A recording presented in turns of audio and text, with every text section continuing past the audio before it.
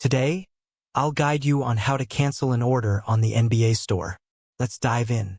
First, visit store.nba.com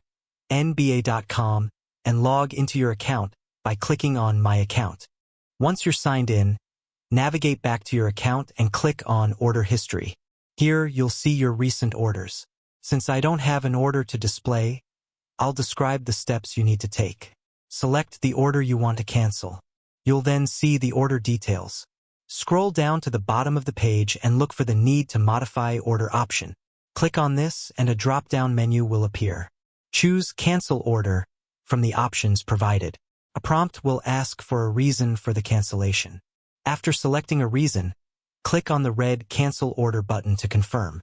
If the Need to Modify Order option is not available, it means the order has already been processed and cannot be canceled. If cancellation is possible, your refund will take between 2 to 7 business days to appear in your account. You will also receive a confirmation email once the cancellation is processed. If you found this video helpful, please like and subscribe.